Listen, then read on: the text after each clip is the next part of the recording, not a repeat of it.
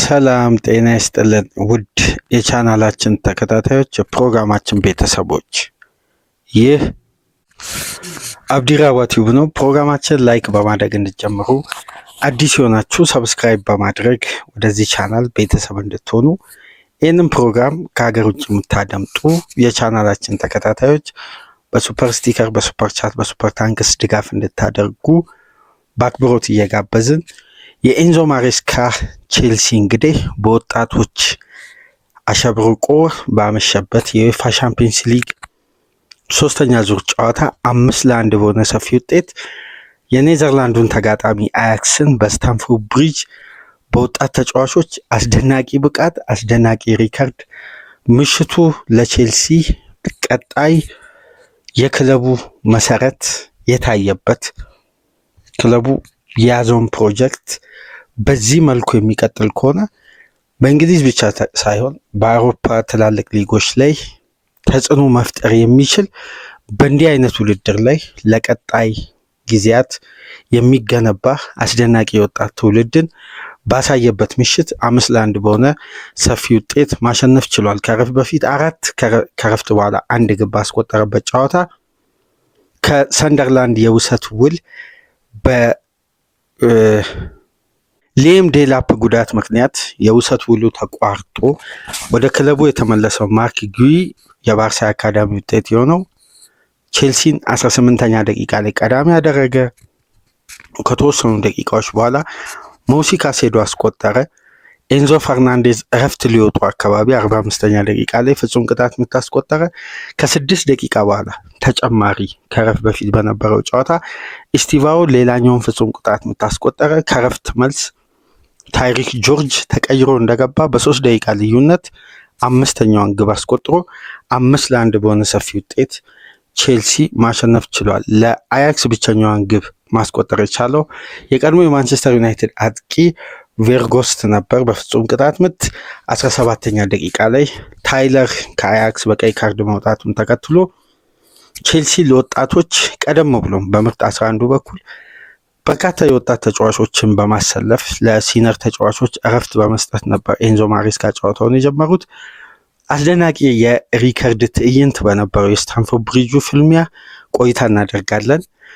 ነገር ግን ከዛ በፊት ወደ ብሪጁ ፍልሚያ ከመመለሳችን በፊት እንግዲህ የተወሰኑ የዩኤፋ ሻምፒዮንስ ሊግ ውጤቶችን ለአድማጮች ለመግለጽ ያክል አትሌቲክ ቢልባኦ እና ካርባክ በጊዜ ባደረጉት ጨዋታ አትሌቲክ ቢልባኦ 3-1 ሲያሸንፍ፣ ጋላታሳራይ እና ቦዶ ግሊምትን በተመሳሳይ 3-1 የተጠናቀቀ ውጤት ነበር። በዚህ ሳምንት ከተደረጉ ጨዋታዎች ውስጥ በባዶ ለባዶ የተጠናቀቀው ሌላኛው ጨዋታ አትላንታ እና ስላቪያ ፕራግ ነበር።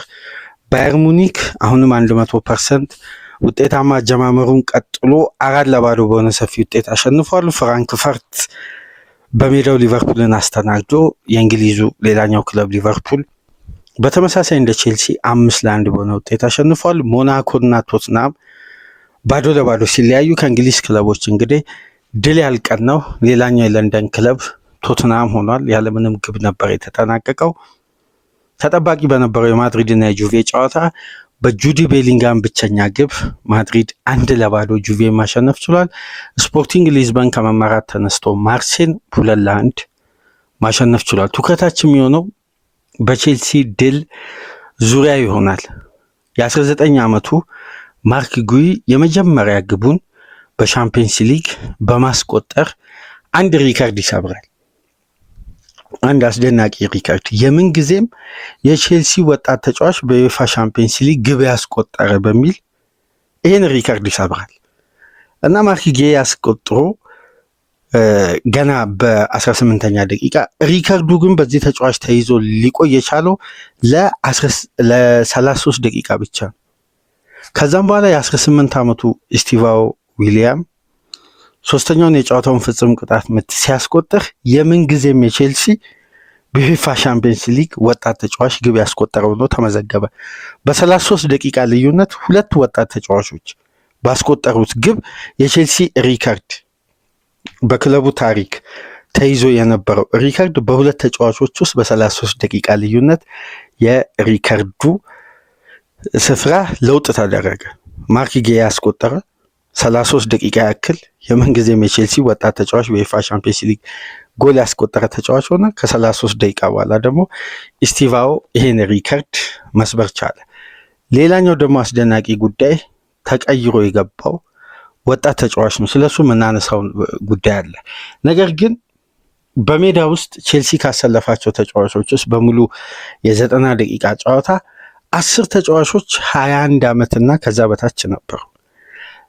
በሻምፒየንስ ሊግ እግር ኳስ ታሪክ የእንግሊዝ ተጋጣሚ የእንግሊዝ ቡድን በጣም ወጣት ተጫዋቾችን ወይም በአማካይ ዕድሜ 22 ዓመት ከ163 ቀን ላይ የሚገኝ አማካይ ውጤት የያዘ ምርጥ 11 አማካይ ዕድሜ የያዘ ምርጥ 11 በመጠቀም ከ16 ዓመት በኋላ ለመጀመሪያ ጊዜ ከአርሴናል በመቀጠል ቼልሲ በታሪክ ሁለተኛ ቡድን ሆኗል በቻምፒየንስ ሊግ እግር ኳስ። አርሴናል ከ16 ዓመት በፊት ከኦሎምፒያኮስ ጋር በነበረው ጨዋታ 22 ዓመት ከ111 ቀን ላይ የሚገኝ ምርጥ 11 እና በአጠቃላይ በጨዋታው የተጠቀማቸው የተጫዋቾች እድሜ በአማካይ በዚህ እድሜ ላይ ነበር የሚገኘው። ቼልሲ ይህን ሪከርድ በተቃረበበት በ22 ዓመት 163 አማካይ እድሜ ላይ የሚገኝ ተጫዋች ነበር በጨዋታው ሙሉ የተጠቀመውና የሚያስገርም ነው። ኤንዞ ማሬስካ የተጠቀሟቸውን ተጫዋቾች እነ ጆሺያ ቼፖንግ፣ ጃሮኤል ሃቶ፣ ሮሚዮ ላቪያ፣ ጂሚ ጊተን፣ ቦኖኖቲ 21 ዓመትና ከዛ በታች ናቸው። ሌሎች ተጫዋቾችም ቼልሲ ለምሳሌ የስኳድ ውስጥ ከያዛቸው ተጫዋቾች የ16 ዓመት ተጫዋችም ነበር። በሚያስገርም ሁኔታ የኤንዞ ማሬስካ ቡድን አሁንም ለወጣት ተጫዋቾች የሚሰጠው የፕሮጀክትና አንዳንድ ጉዳይ ስንመለከት የሚያስገርም ነው። የዚህ ቡድን የፕሮጀክት እቅድ ከመጀመሪያ የኪሊርሌ ካፒታል እና የቶዲ ቦይሊ በጥምረት ቼልሲን ከተረከቡበት ጊዜ አንስቶ አይደንቲካል ቼንጅ ነው። ቼልሲ ቤት መሰረታዊ ለውጥ ነው ያደረጉት። ሙሉ ስብስብ ነው የቀየሩት እና የዚህ ክለብ ፕሮጀክት ለ3 ዓመት 4 ዓመት አይደለም ለ10 ዓመት ነው የተያዘው።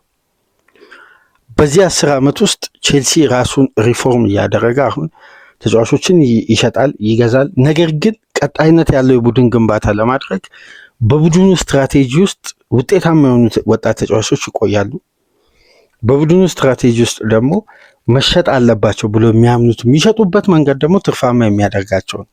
ለምሳሌ እነ ኖኒ ማዱዌኬ ሽያጭ እና የቼልሲ ፕላን ቀላል የሚባል አይደለም። ለቀጣይ 10 ዓመት የተያዘ አስደናቂ ፕላን ነው። ነገር ግን ቼልሲ በጨዋታው ሌላ የሚያስገርም ሪከርድ ከረፍት በኋላ ሰኞ ዕለት ያለፈው ሰኞ 17 ዓመት የሞላው በዚህኛው ረቡዕ እንግዲህ 65ኛ ደቂቃ በሮሚዮ ላቪያ ተቀይሮ የገባው ዋሌሽ የሚባለው ወጣት ተጫዋች ነው። ስለዚህ ተጫዋች አምና በአንድ የዩኤፋ ኮንፈረንስ ሊግ ጨዋታ አንስተን ነበር። የምንጊዜም የቼልሲ ወጣት ተጫዋች ነው በዩሮፒያን ውድድር የተሳተፈ ከዮርጋንደንስ ከሚባል የስዊድን ቡድን ጋር። እንደምታስታውሱት የኢትዮጵያዊ የዘር ሐረግ ያለው ስዊድናዊ ወጣት አሁን በኪውፒአር ሬንጀርስ የሚገኘው ኢሳቅ አለማየሁ የሚገኝበት ክለብ አምና ቼልሲ 4-1 ከሜዳ ውጭ ያሸነፈው ክለብ በዛ ጨዋታ ነበር ይሄ ተጫዋች ተቀይሮ መግባት የቻለው። ይሄ ወጣት ተጫዋች በ16 ዓመቱ 193 ቀን ላይ የሚገኝ በአመቱ ነው። እንግዲህ ይሄ ተጫዋች ሰኞ ዕለት ነበር 17 ዓመቱን መያዝ የቻለው። ከሁለት ቀን በኋላ ትናንት ረቡዕ ተቀይሮ 65ኛ ደቂቃ ላይ በሮሚዮ ላቪያ ተቀይሮ መግባት ችሎ ነበርና ይሄ ተጫዋች በክለቡ ታሪክ 3ኛ ወጣት ተጫዋች ነው በዩሮፒያን ውድድር በመሳተፍ ከዊፋይን እና ከኢያን ሃምልተን በመቀጠል። ከአንድ ሳምንት በኋላ ይሄ ተጫዋች በዮርጋንደንስ ጨዋታ እንደምታውቁት በሁለተኛ ሌግ ቋሚ ሆኖ ሲሰለፍ በቼልሲ እግር ኳስ ታሪክ ብቸኛ ተጫዋች ሆኗል። ወጣት ተጫዋች በዩሮፒያን ውድድር ቋሚ ሆኖ በመሰለፍ በመጀመሪያው ሌግ ጨዋታ 4-1 ቼልሲ ባሸነፈበት ተቀይሮ በመግባት ነው። ከዛም በሳምንቱ ቋሚ ኤንዞ ማሬስካ ሲያደርጉት ደግሞ የክለቡ የምን ጊዜ በዛ እድሜ ቋሚ ሆኖ የተሰለፈ ብቸኛ ተጫዋች ሆኗል። እንደገናም ለቼልሲ በሊግ ካፕ ቋሚ ሆኖ በመሰለፍ የምንጊዜም የቼልሲ ወጣት ተጫዋች መሆኑን አምና ስናነሳ ነበር። ከሊንከን ጋር በሶስተኛ ዙር ጨዋታ ከ3 ወር በኋላ ነበር ኤንዞ ማሬስካ ለዚህ ተጫዋች ቅድሚያ መስጠት የቻሉት። ነገር ግን ኤንዞ ማሬስካ በዚህ ተጫዋች ላይ ያላቸው እምነት ከጊዜ ወደ ጊዜ ከፍ እንዳለ የሚያሳይ ነው እና ከጨዋታም በኋላ ተጠይቀው ይሄን ሀሳብ ነበር ሲያጋሩ የነበሩት። ነገር ግን ቼልሲ በዩኤፋ እግር ኳስ ታሪክ ውስጥ ብቸኛ ክለብ ነው 3 ወጣት ተጫዋቾች በቼልሲ ድል ላይ ቀጥተኛ የግብ ተሳትፎ ወይም ግብ በማስቆጠር አሸናፊ ሲያደርጉ ስቲቫን ዊሊያም፣ ማርክ ጉይ እና ታይሪክ ጆርጅ ሶስቱም ከ20 ዓመት በታች ናቸው። 19 18 ዓመታቸው ነው። በሚያስገርም ሁኔታ በዩኤፋ እግር ኳስ ታሪክ ውስጥ 3 ወጣት ተጫዋቾች በቀጥታ ግብ አስቆጠረው ቡድኑ አሸናፊ ሲሆን ይሄ ለመጀመሪያ ጊዜ ነው። 3 ተጫዋቾች እንግዲህ 2 ተጫዋች ያሳተፈ ነበር። በአንድ ወቅት ባየር ሙኒክ፣ በአንድ ወቅት ሌቨርኩዘን ከጀርመን በተወሰነ ጊዜ እንደዚህ አይነት ሪከርዶች ተመዝግበዋል። በተጨማሪም ሌላ የወጣት ሪከርድ ትናንት ምሽት የተመለከትነው የጂሚ ጊተን ነው፣ የጨዋታው ኮከብ ግሩም እንቅስቃሴ። ስለዚህ ተጫዋች አድማጮች በተደጋጋሚ ዝውውሩ የተጠናቀቀ ሰሞን ከ2 በላይ ፕሮግራም ሰርተን ወይም በቼልሲ ፕሮግራም ላይ ስለዚህ ተጫዋች በደንብ ስናነሳ ነበር። አሁን ጂሚ ጊተን በጥሩ ሁኔታ ቼልሲን አዳፕት አድርጓል። አጀማመሩ የተጠበቀው ያክል አልነበረም። በተደጋጋሚ የቋሚነትን ስፍራ ቢያገኝም ግን አሳማኝ የሆነ ብቃት ሊያሳይ አልቻለም። ከተወሰነ ጊዜ በኋላ ደግሞ አሰልጣኙ 245 ቀይረው ሲያስገቡት ውጤት እስከ መቀየር በሜዳ ውስጥ ያለ እንቅስቃሴ በአጠቃላይ በአስደናቂ ሁኔታ የተጫዋቹ ማጥቃት በግሩም ሁኔታ በቼልሲ የ245 የማጥቃት እንቅስቃሴ በተለይ ሻምፒዮናው ሊቨርፑል 2-1 ቡድኑ ባሸነፈበት ጨዋታ የሚያስገርም ተቀይሮ በገባበት ጨዋታ ያሳየው ብቃት እጅግ በጣም ምርጥ ነበር። አሁን ደግሞ በትናንት ምሽት ኮከብ ተጫዋች ተብሎ ተመርጧል። ነገር ግን ኮከብ ካስባለው ምክንያቶች መካከል በአንድ ጨዋታ የቼልሲ ተጫዋች ሆኖ በዩኤፋ ሻምፒዮንስ ሊግ 5 እና ከዛ በላይ ቻንሶችን ክሬት በማድረግ ከ2003 እና 4 በኋላ የመጀመሪያ ተጫዋች ነው በዚህ እድሜ 21 ዓመት ከ75 ቀን ላይ የሚገኝ ይሄ ሪከርድ ነው። ከዚህ በፊት ግን በአንድ ጨዋታ ከ5 በላይ ቻንሶችን ክሬት በማድረግ ኤዲን ሃዛርድ ነበር የሪከርዱ ባለቤት። ነገር ግን በእድሜ ደግሞ አነስተኛው ተጫዋች ጂሚ ጊተን። ሃዛርድ ይህን ሪከርድ ሲያከናውን እድሜው የነበረው 24 ነው።